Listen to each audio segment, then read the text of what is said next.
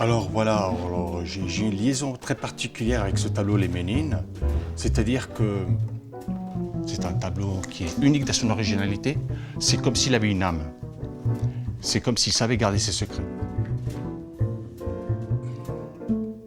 Tout a commencé quand j'avais 5 ans et j'habitais avec mes parents à Bâle.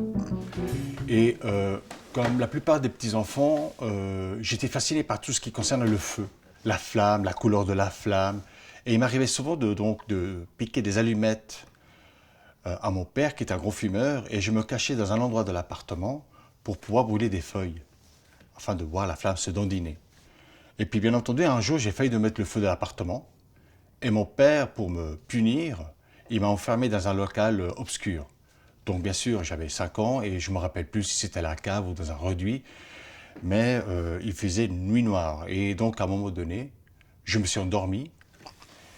Et bien plus tard, mon père est revenu me chercher.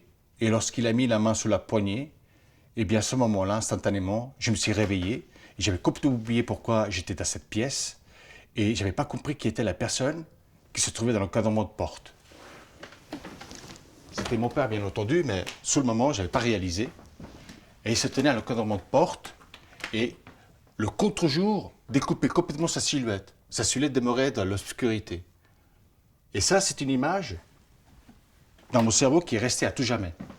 Et bien plus tard, beaucoup plus tard, quand j'ai commencé à regarder des livres, des brochures, des photos concernant les Ménines, eh bien mon système cérébral a été fouillé dans les fichiers de la mémoire et il m'a mis la photo de mon père quand j'avais 5 ans. Quand j'ai vu cette image, mon père dans l'encadrement de porte, eh bien tout m'est revenu.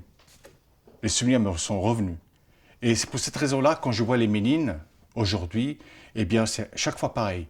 Le bonhomme qu'on voit dans l'encadrement de porte, au fin fond de la pièce où se trouve la princesse Marguerite, eh bien, elle m'est familière. Et moi, je suis à quelque part de cette pièce, caché sous les rideaux, sous le canapé, derrière les rideaux. Et puis, voilà.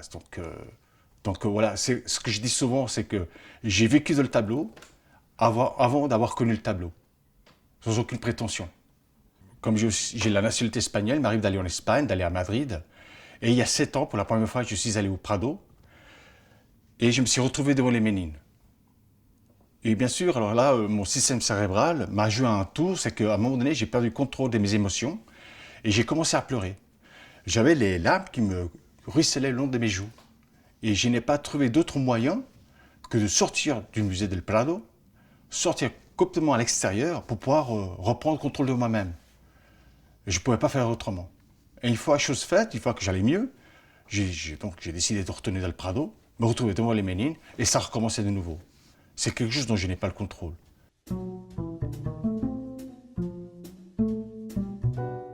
Mes tableaux, j'essaie de les rendre encore plus vivants.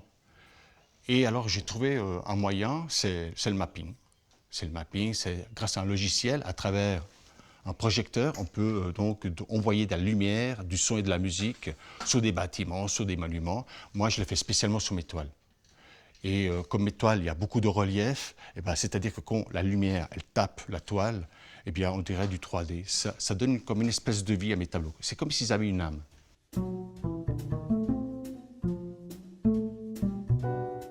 Comme je le dis toujours, je suis peintre et je resterai peintre. Pour l'instant, le mapping me donne une solution, mais il donne une certaine satisfaction. Après, dans 5 ans, dans 10 ans, je ne sais pas, car là, on parle de l'électronique, de l'art digital, et comme on le sait, ça évolue tout le temps. Mais pour l'instant, je peux dire que ça m'apporte une certaine satisfaction.